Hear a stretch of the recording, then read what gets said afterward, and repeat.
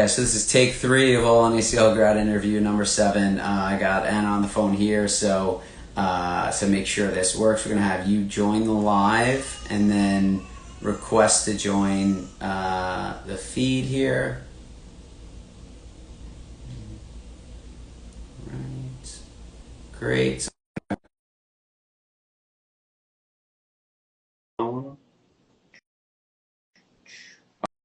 All right, for those of who have been joining us, I apologize. I think this is going to work now. Third time's a charm. Anna, how are you doing today? Good, how are I'm you? very good. I'm very good. So far, so good. Let's keep this rolling. So third time for me doing this introduction, but I think it'll be the last. So Anna is one of the early adopters.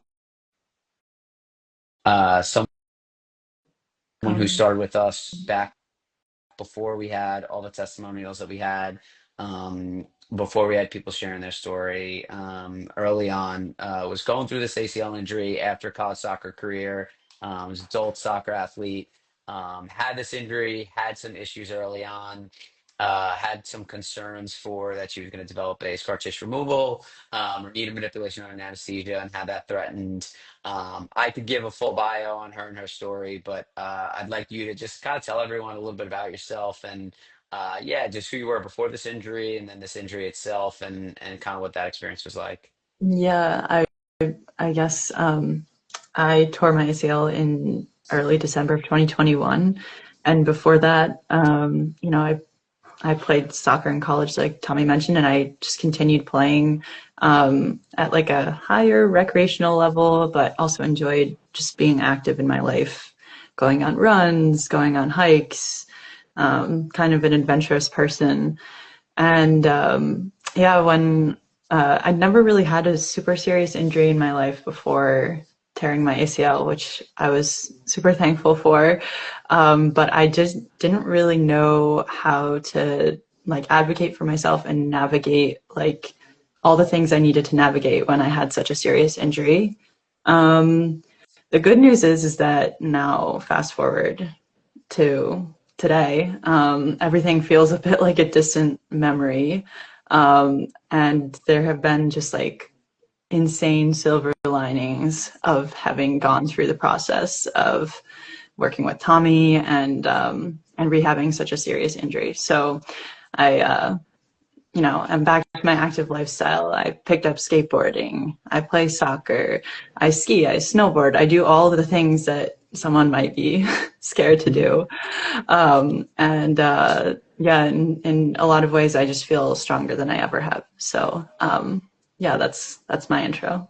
Yeah, no, I love that. And I remember our first conversation kind of talking about, yeah, just obviously having worked out at a high level as a college athlete. And then, like everyone else, kind of, you know, as you get working, you only have time for so much. And soccer was kind of exercise, right? And feeling like, it's more fun to play soccer and than to go, lift weights alone in the gym, right? And I think we talked about how this injury kind of could create a long-term, something you could stand on, a fitness routine that would stay with you, and support you in doing, yeah, all the fun and adventurous stuff that you want to have good knees for.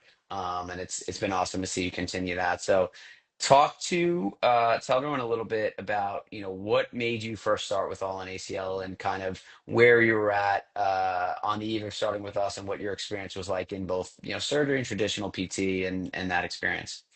Yeah, so when I tore my ACL, I was told like, okay, you need to wait for your swelling to come down before we can do surgery. And I was referred to do some prehab. And to be honest, I didn't gain a lot of range of motion back before my surgery. But the swelling did go down. Not a lot. And I was still pretty swollen when I had my surgery. And then about the 6-week post-op mark, I was starting to get really worried and also just like desperate because I had my 6-week follow-up with my surgeon. I wasn't hitting the milestones that I was supposed to be hitting, especially in terms of flexion. And I think he wanted to like scare me into being a better patient. And so he definitely scared me. And the thing is, like, I was a fine patient. Like, I was doing the exercises that I was given. And my physical therapist, like, was a knowledgeable person. It's just they were not like someone who was used to dealing with ACL injuries day in, day out. It wasn't like something they got a lot. And, they also didn't have that much time to give me.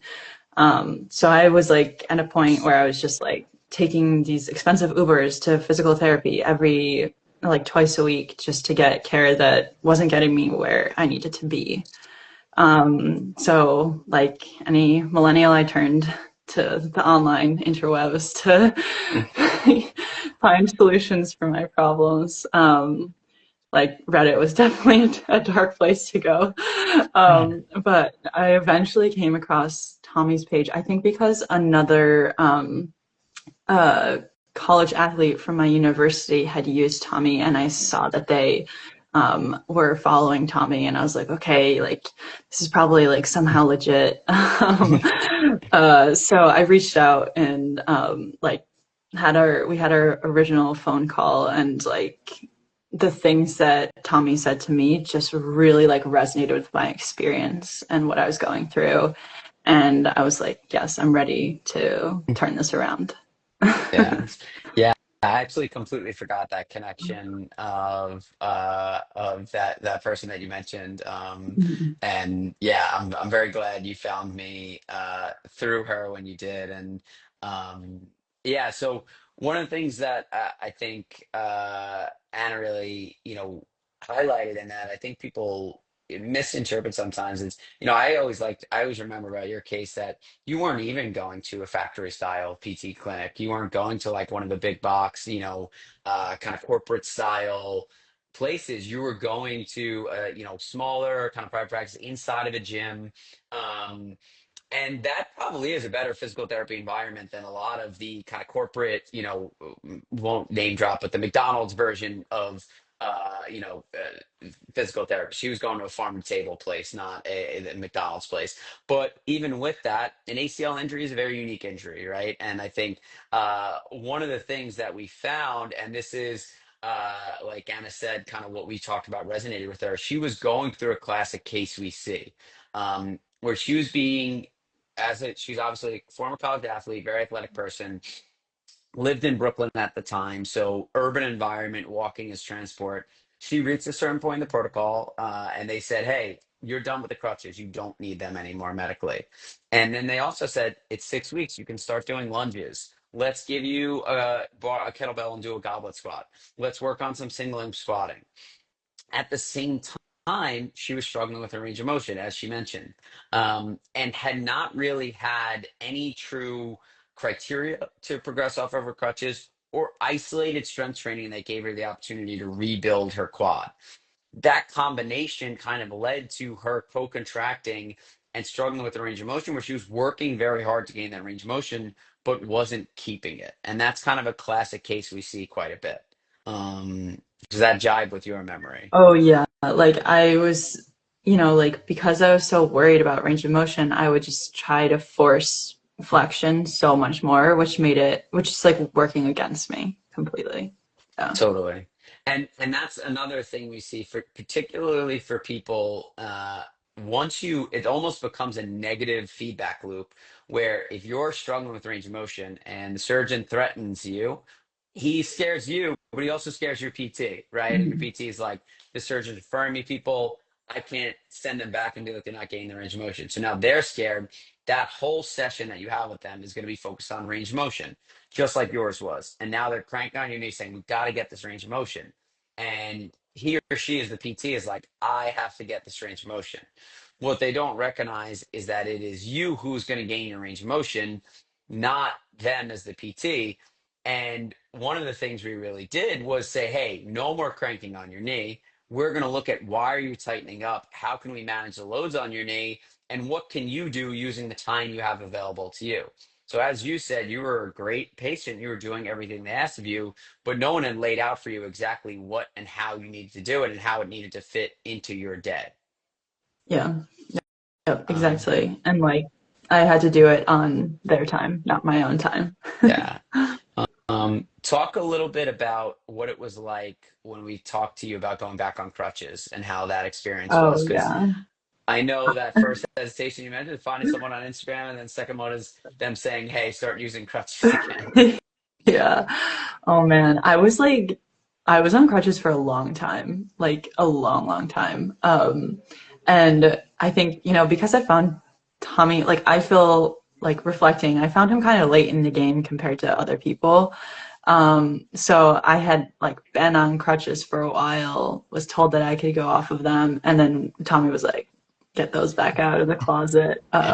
You're going back on the crutches."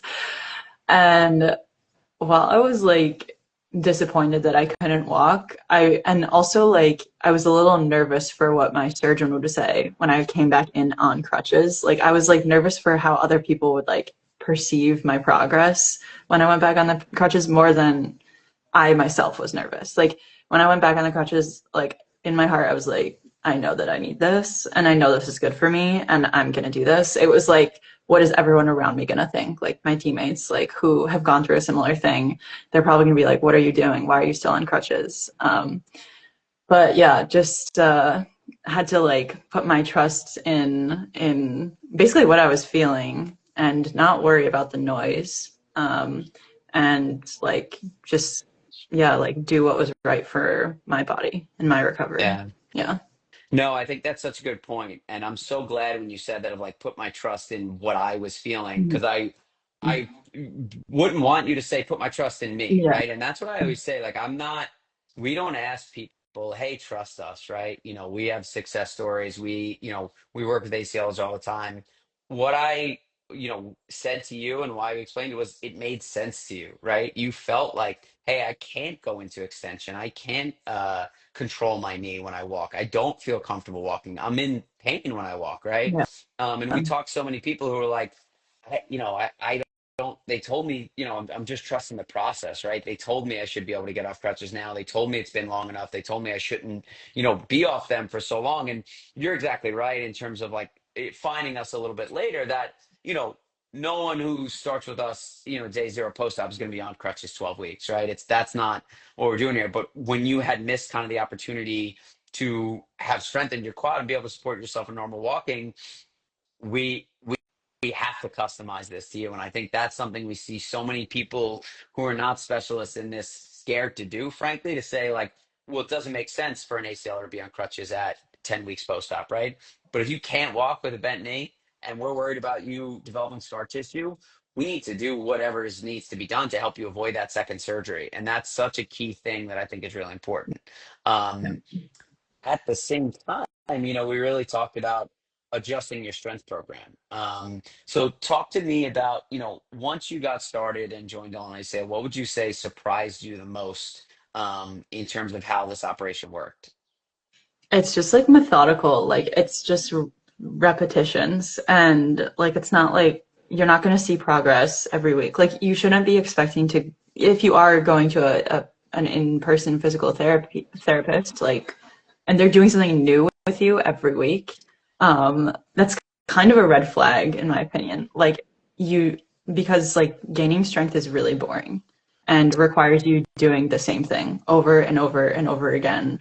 Like just like it's all about consistency and like I guess I was kind of surprised at like how easy it was to just like do my checklist and like actually do the things that I needed to do.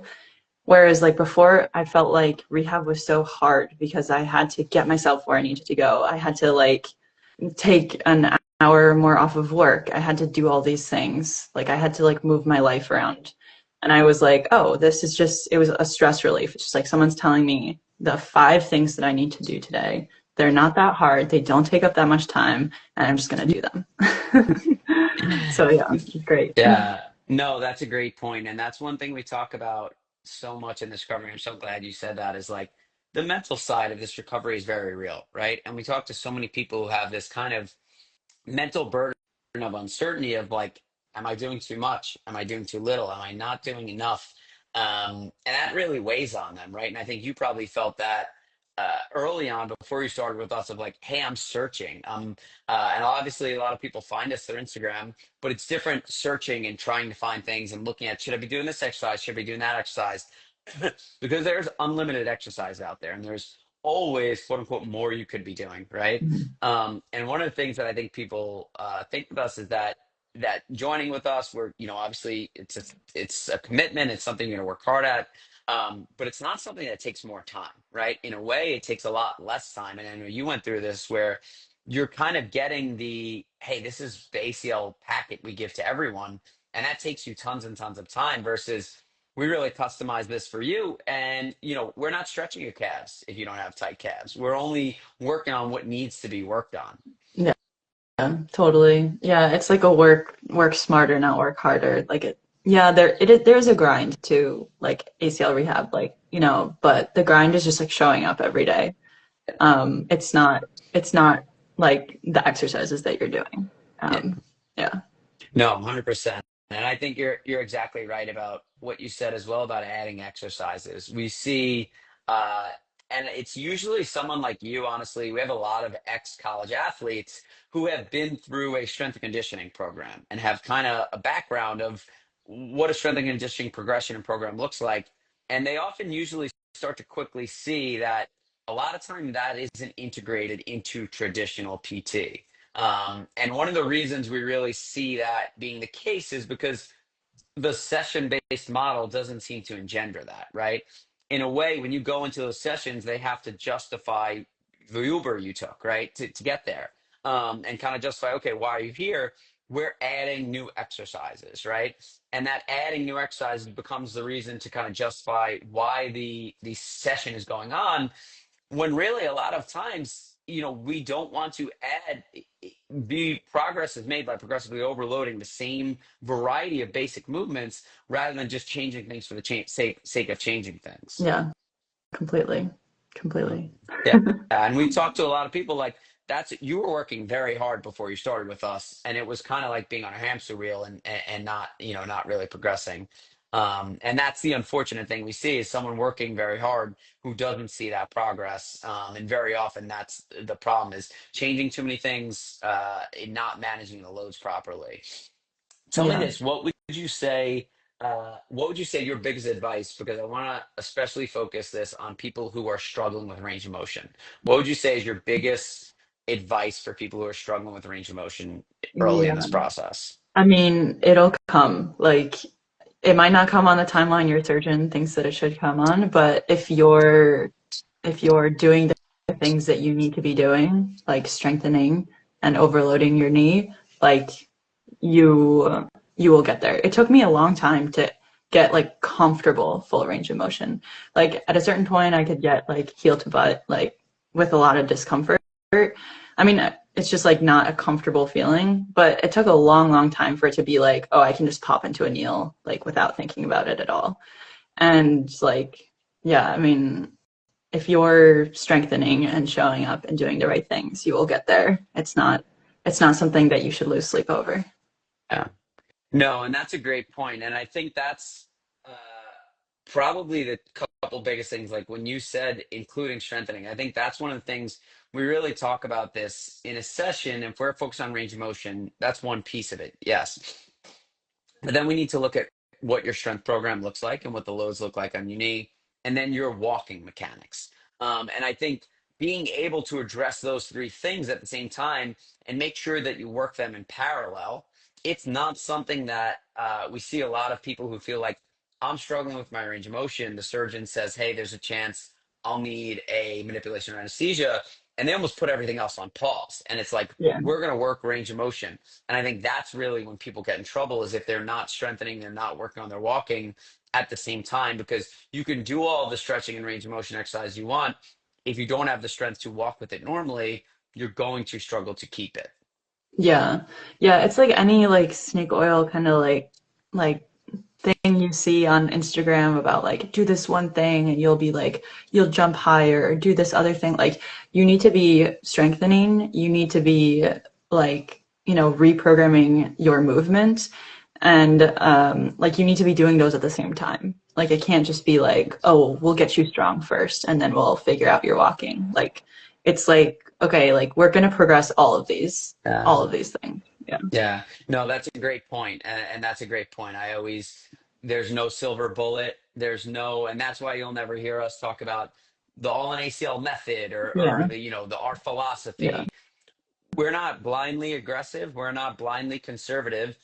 Just your case, for example, we said, hey, we're going to be conservative in that we're not going to crank on your knee, right? We're Yep. not going to put you in any pain when we work your range of motion. We're going to be aggressive in that you're going to work your range of motion 10 times a day, right? We're going to have you a plan to be doing that all the time. We're going to be conservative in that we're going to not have you doing lunges and single leg squats, and we're going to put you back on crutches. But then we're going to be aggressive because we're going to have you doing the extension machines, progressively overloading the leg press 3 times a week, working your way up to owning your body weight, and really have you in the gym earlier than most people would. We have to customize it to you and your situation. I think that's, what allows people to see the progress that you did see. Yeah. Yeah. I think my one other piece of advice to people going through ACL rehab is like get yourself a gym membership to a place that is easy for you to get to. Like just like it's all about, like getting yourself to the gym to do the things that you need to do. Make Yeah. that accessible and make that easy. Yeah. Yeah. No, that's a great point. And I'll highlight that too, because I think sometimes uh one of the things we hear from people, and maybe you could talk a little bit about this, and maybe you have a different perspective being a female soccer player and how prevalent ACL injuries on there. But the problems we hear from people who struggle in this recovery are, I didn't realize what a big deal this injury was. And I think a lot of times we hear from people who are like, I wasn't a gym person before this, and no one told me I like have to become a gym person. And I feel like we try to be very honest with people, and it can feel downright negative, right? It's almost feels better to be like, nah, you'll be fine. But it's like, no, if you want to get back to playing soccer confidently, you got to go through the gym. Talk a little bit about kind of that and your experience with that. Oh, yeah, that's interesting. I mean, like, I feel like, I mean, I also feel like it's kind of related to when I was in middle school, like, we started having the athletic trainer come do like pep, they called it with just the women's soccer team and like the women's field hockey team, which is basically like injury prevention for girls because we know, like that, ACL injuries are really common in these Mhm. sports. And it was like, you'd like run around the field with your hands over your head, or you do like lunges with no weight or something. And it was just like so far from the things that you actually needed to be doing as a female athlete in those sports to be like actually preventing injuries. By the time I got to college, I think like, people were way more like beating the drum of like, okay, strength training is really important, but it still like wasn't something that women's sports teams were like super invested in. And like we had a strength and conditioning coach that was actually our head coach. And like he wasn't like trained in strength and conditioning specifically. And like, the strength and conditioning wasn't like geared towards like quad strength by any means. So I think it's just like one of those things that really shifted from when I was like a young soccer player to like just now. It's like completely unquestionable, like quad strength. Like you need to be doing these things in order to prevent injuries. Yeah. And like, yeah, I guess, I mean, so it was something that was a bit of a learning experience for me and like a realization of like, if I want to do the things that I love in life, I need to make sure that my body is capable of doing them. Um, but like you, at first it feels like a struggle to get to the gym 3 days a week, and then it becomes habit, like brushing your teeth, and like it just becomes a skill that you like build into your life that allows you to like also clean your bathroom and like without throwing out your back, and like do everyday normal things too. It's not just about being like an athlete. It's about being able to just like be in your body and be comfortable in it and not in pain for a Yeah. long time. So yeah. No, that's such a great point. And I think that's something we talk to so many people about. And yeah, the prevalence of ACL injuries in female soccer players and the lack of dedication to, okay, how much female athletes need to train, and strength training in female athletes is kind of, one conversation. And then there's another conversation of, I think, adult athletes that are, I think, even people who have strength trained and have had that experience. And, one of the things we always say is, even if you haven't been injured, right? ACL injury is a big one, right? It's a big injury. However, if you are a 25-year-old soccer player or 25-year-old basketball player, and you're like, I want to keep playing at 35, I want to keep playing at 45, the way to continue doing that is to strength train.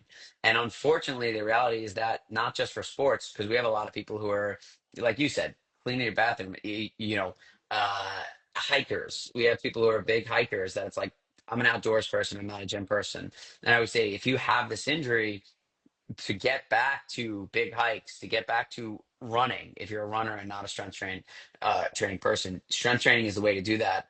But the reality is that would be the case as you age anyway. If you want to continue to run, you want to continue to hike, the path to kind of the gym really is the fountain of youth. And, that is, like you said, it's not a magic bullet, it's not this one exercise, but it's going to the gym and strength training consistently is what's going to keep you running, keep you hiking, keep you active, keep you, like you said, able to clean your bathroom without hurting your back. Yeah, exactly. And like, injuries happen and they will. And like, I feel like now I have this framework for understanding how I need to like, address them. That involves like, okay, come up with a plan, like understand, where my strength program is lacking and what I need to be doing to like translate to the activities that I want to be doing in my Yeah. life. Yeah. No, that's a great point. And talk a little bit about that in terms of like that mindset during this rehab. Because I think you are someone who really like, hey, when you started with us, you were in that kind of rescue situation, right? And but Mhm. you really transitioned out of that pretty quickly. Yeah. Where you started gaining strength right away. And I always remember that you were above 80% strength symmetry on your first strength test at 4.5 months, which was despite starting with us at 6 weeks. So you had a tremendous growth in strength and really became someone who, went from that rescue situation to like a model trajectory, which is awesome because that usually it does take people a little bit extra time when they get started off on the wrong foot.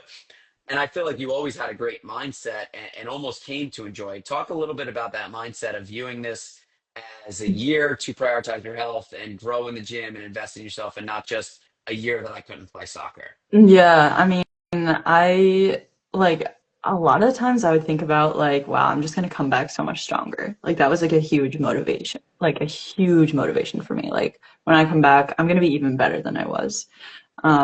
Because like look at all this work that I'm putting in, and like that I think was a huge like that got me off the couch and into the gym consistently.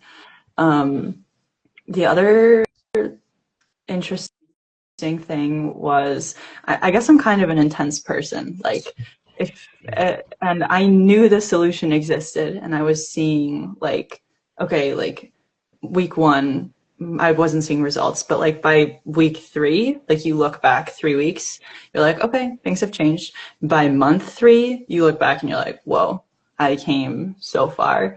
And so another mindset thing that I had to keep in mind was like, look at your progress 3 months ago from 3 months back. And so I would like consistently be looking back 3 months, looking back 3 months, and just seeing how far you come is motivating. Like, that what you're doing is working. So I think having that like reflection is really, really important.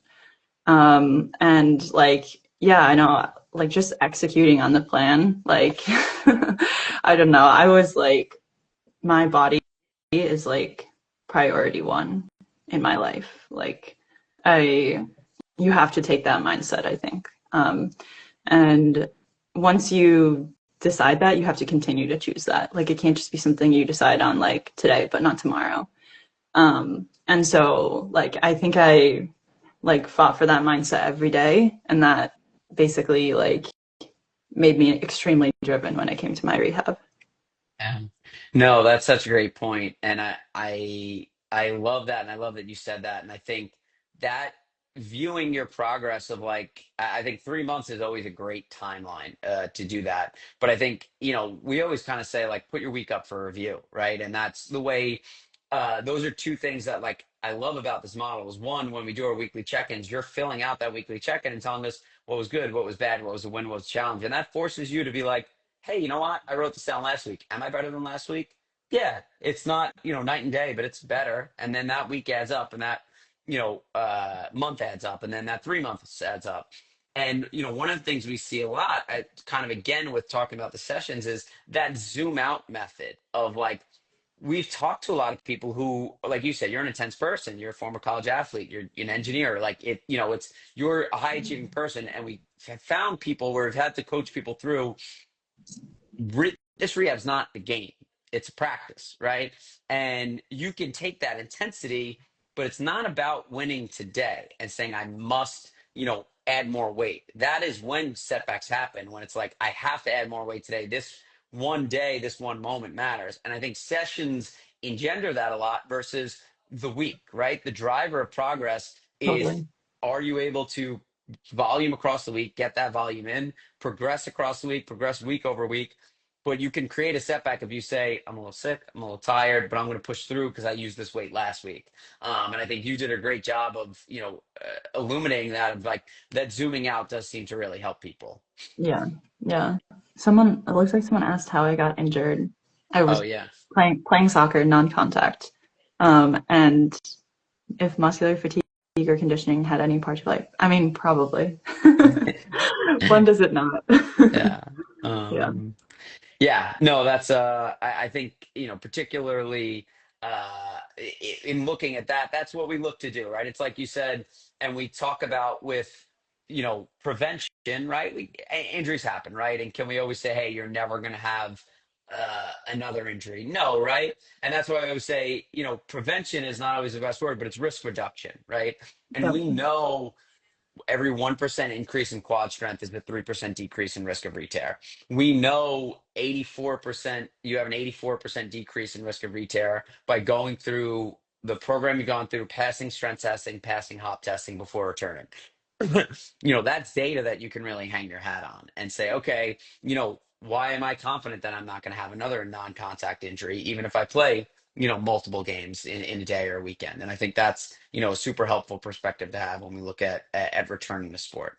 Um, Talk to me a little bit about this. You recognize like my body is priority number one, and that's a decision I make every day. One of the things we always talk about is, in starting with us, you're someone who, okay, you have health insurance, right? You live in New York City, right? All the best of everything is in New York City, right? Talk a little bit about choosing to go down this route, choosing to invest outside of insurance. What choosing to invest in your body and why that was a priority for you. Yeah, I mean, I was spending like ridiculous amounts of money to get myself to my appointments. So like, and insurance does not cover that. Like, it does not, like, you're on crutches, you can't take the subway. There's no accessible stops. Like, you have to take a car, and those cars get really expensive. Not to mention, like, I'd be gone for an hour, if not more, from work, which was starting to be like a source of anxiety for me. Um, and like, I was going to a physical therapist that I like looked up and I researched, and I was like, this person seems like they're going to be giving me good quality care. But the reality of it is that they're not an expert in ACL rehab, and it's not like they're not getting like 10 patients a year that are coming through the door with um, that are going through ACL rehab. They're getting like maybe one, maybe two, and like, it's their job too. Like, it's their responsibility to be like staying up to date on research that is coming out about ACL recovery. But like, like, they're human. They're gonna make mistakes. They have other patients that they're trying to prioritize. Like, this isn't like they are, while they're committed, while they want me to get better, they're not like fully committed to me, right? So I think that was like a realization that was hard, because I'm like, this person is like, I believe that they're good at their job, and I believe that they're doing their best, but their best just isn't good enough for me. Yeah. Um, Yeah. No, that's such a great point, and I think that's something we talk to so many people about that uh, I truly believe every PT got into this to help people, and I don't think anyone has any kind of malicious intent. And people like you are good people who are like, I've been working with this person. They're trying their best. Um, you know, like you said though, your body's your this knee's gonna be with you a long time, right? And we always encourage people like, hey, we have no ego about this. A lot of people do continue on with their in-person PT, and we collaborate with in-person PTs all the time. And I think, recognizing though, like you said, their job is to be prepared to see anything that walks through the door, right? We do this.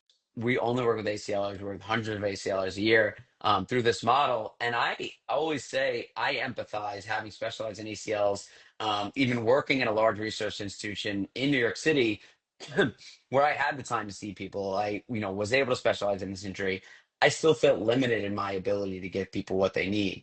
And kind of like you said, it's like I can only help you when you're right in front of me, right? And you're living with this injury the other 24/7. How you get to and from the sessions, how you go out with your friends on a Friday night, how your knee looks on a Sunday after we're out at a wedding on Saturday.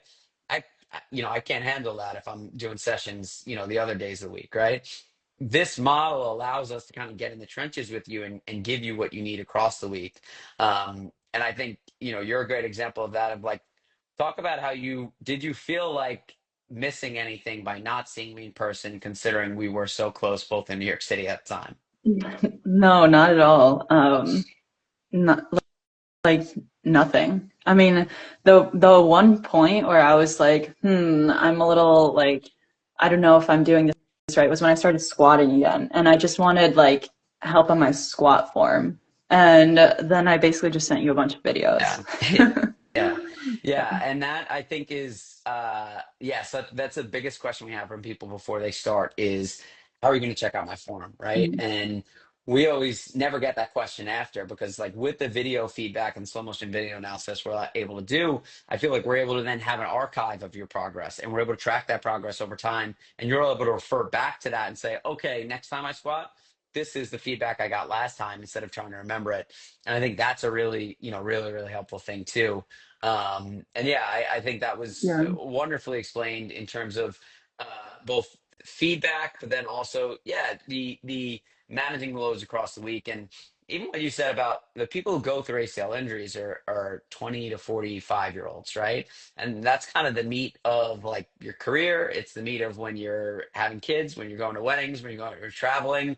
It's like a very busy part of life. And I've always felt that we call this a 9 to 12 month injury. And I don't know who in those years can go to in-person PT 2 to 3 times a week for, forever. For it just doesn't, Yeah. that model is outdated. It doesn't make sense. And I think that's a large portion of the reasons that we see people not returning to the same level before because it's an outdated model. Yeah. And I mean, a lot of insurance companies will only cover like a certain number of visits per per year, Yeah. basically, for a specific injury. So once you use those, you're SOL, as they say. Yeah. We're only on Instagram, as you said, so you can curse. Don't Yeah. worry about it. um, yeah, talk a little bit about if you feel like even kind of going off that, because I think that's one thing people think about too, is like um in this recovery, hey, I know I'm going to run out of insurance visits early on at some point. And the return to sport phase is, maybe when I do something like this and traditional PT is only going to get me back to day-to-day life, right? Talk a little bit about, even though saying you felt behind the 8 ball at 6 weeks post-op, about starting early in this process and kind of, yeah, what was important about doing that right, needing experts for the quote unquote easier early parts. Yeah, I mean, honestly, the easier early part is actually the harder part. Building your foundation is the hardest part of rehab. And like once you start making progress and like you see yourself like, oh, like I can walk normally now, I can do this now. Like it's also like mentally um a lot easier once you can like hit some of those milestones, once you can walk normally again. Yeah. And so like if anything, like investing in the earlier part is more important. And like I would say I would say to someone who's like, but I am really worried and I do want to continue to see an in-person physical therapist. I would say like, spread your visits out with them and be straight up with them about like, what your plan is, and like it doesn't have to be you or them, but like the combination of the two could be helpful. I mean, in-person physical therapists will have like cool gadgets to like measure your strength of your leg Yeah. and things like that. I mean, like the single rep max test is like a good, um, it's like a good test, but also having I forget the name of the The device that they can use. dynamometer, yeah. Yeah, is also cool. I mean, like you can be straight up with your physical therapist, your in-person physical therapist, and be like, okay, like I'm doing my strength program from Tommy, and like I want you to help me on these test days, and like these are the goals, and like just like align them with what you're doing, Yeah. if that's something that you're concerned about. But I mean, I didn't see an in-person physical therapist, and um, I don't feel like I lost anything because of it. So Yeah. No, that's a great point. And that's what we always say too is, yeah, we're absolutely happy to work with in-person PTs and we do so all the time. And, exactly like you said, we have people in New York that we trust that we give, do biodex strength testing to, at those same large research institutions. And that's data. We'll use it. We have no, like I said, no ego about this. And if you don't feel comfortable having that conversation with the in-person BT, that's kind of a root cause thing of like you gotta be comfortable that they want what's best for you, that we're all on the same team here, that we're able to get what's best for you because the outcome is what's most important at the end of the day. um yeah, Someone asked a totally. question in the chat about did you only have an ACL or was meniscus and MCL involved? Oh, yeah, um, I there was some damage to my meniscus and to my MCL. Not enough to need like stitching in my Yeah. meniscus. They just shaved part of it off. And my MCL, they checked, but they didn't need to cuff it at all. Yeah. It recovered on its own, but it honestly made things really painful to get flexion back because your MCL has more blood flow, and you can feel that it Yeah. hurts. Um, yeah, no, and that's a great point. And I think one thing that you had that because you were brace locked and extension for 2 weeks coming out of surgery, right? Yeah, And that's more your surgeon's a little conservative in that regard. Most people with an isolated ACL reconstruction and without a meniscal repair will not have the brace locked and extension. And that kind of made that early progress slow. But that's a real lesson for I think people who do have meniscal repairs. Um, if you have a meniscal repair, many times you will be non-weight bearing or brace locked in extension for 4 to 6 weeks, and that will slow your recovery substantially. And that's, I think, when we see people being rushed off crutches, starting lunges too early. So your experience, while you didn't have an ACL reconstruction, or you didn't have a meniscal repair, fits someone who may have had a meniscal repair in that regard as well. yeah, Yeah, and this person said had shaved a little bit, some stitching, and MCL reattached. Yeah, that MCL reattach is definitely a little bit rarer and will make flexion a little bit slower to get on, yeah, post-operative course too. But it should come and those do typically do pretty well. Um, Talk a little bit, and we can start winding down here, but I wanted you to just talk a little bit about your specific results in terms of strength testing that you went through, the progressions and kind of timelines of your return to sport and what that felt like and confidence when you did return to soccer.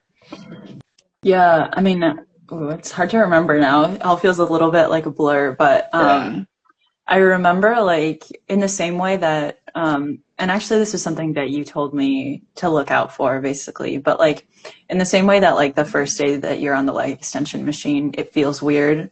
The first day that you run feels weird. So once you're cleared to run, it's not like, oh, I'm cleared to run, I'm done. Like, here we go. Like, let's start running. It's the same concept. Like, you have to load everything that you do, and you have to be progressive about everything that you do. So every new thing that you add in, whether it's like, oh, now you can kick a soccer ball, like don't go out and kick a soccer ball against a wall 100 times that day. Like you start with 5 times, and then the next day you do 10. Like it was like every time you want to be like, oh, I'm home free, you have to like bring it back and be like, no, I need to apply the same principles to whatever I'm doing. right now, and I will get there. So I think like, I think I was cleared.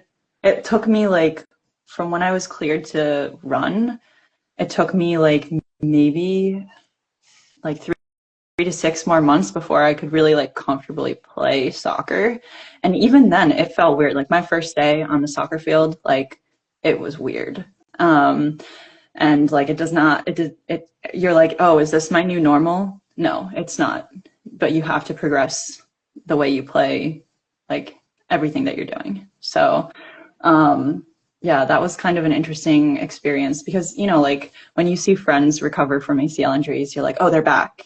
And that's all you think of it. But they're not telling you like, oh, I'm back, but I don't feel the same, or like things are still weird.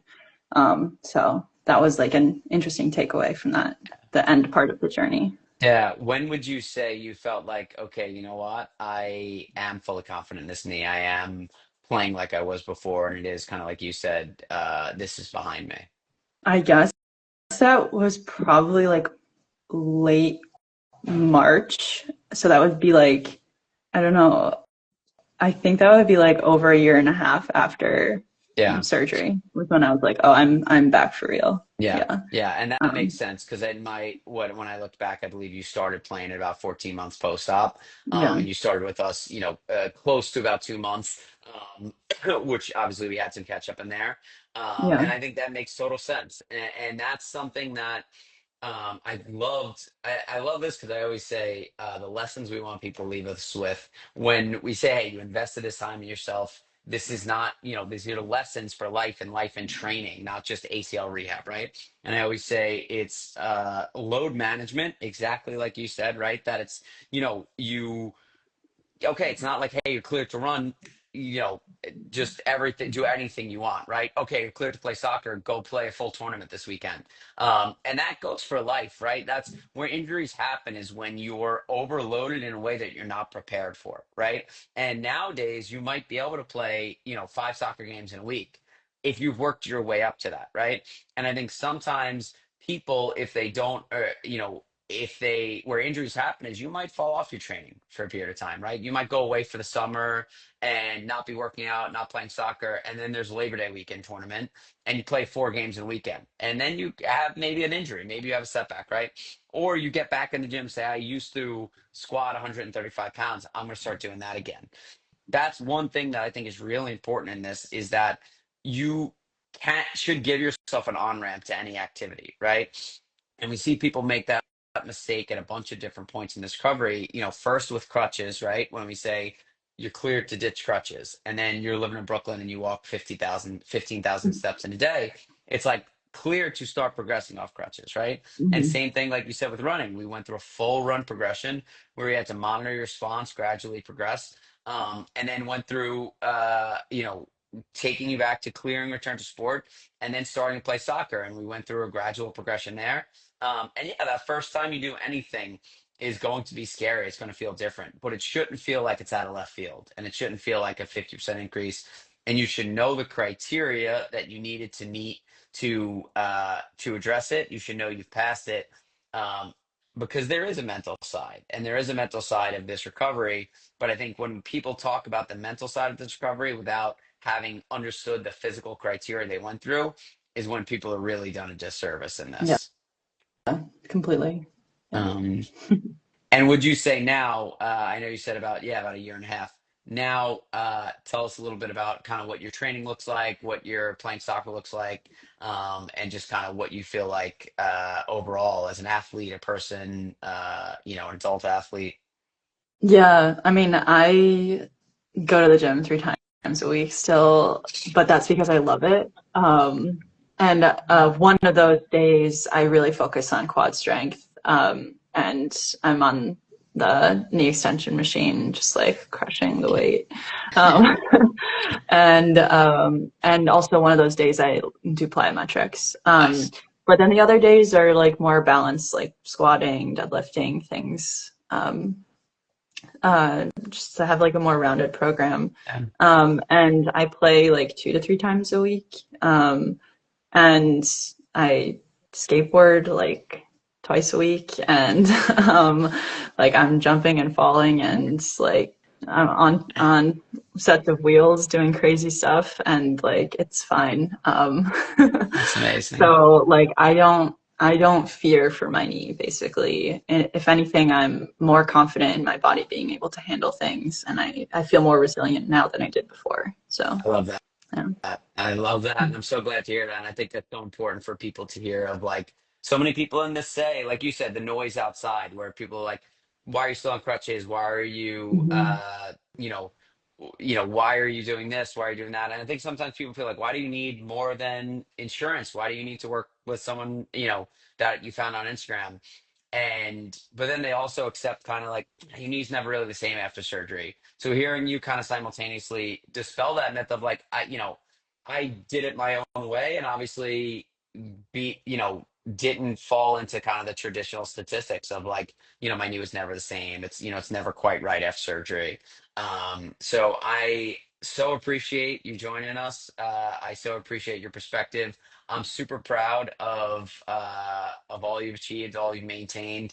I love what you said about being able to like you put in this year of your recovery, and this is a message I want people to leave. Like it's a lot of hard work, it's a lot of dedication, but now you are free, right? You still train, you do keep up a level of maintenance, but it's not like you're doing what you were doing when you're working with us. You put in Yeah. that work so you can be free to play soccer, to enjoy life, to skateboard, pick up other hobbies.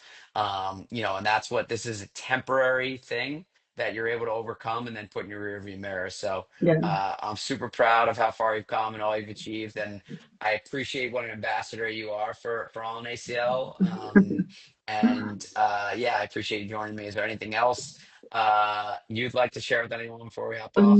No, I think that's just a big thank you, Tommy, to get me here, and I will preach about all in ACL wherever I see someone in a knee brace. So So appreciate that, and keep being the ambassador that you are, and hope all is well in Portland. We'll talk soon.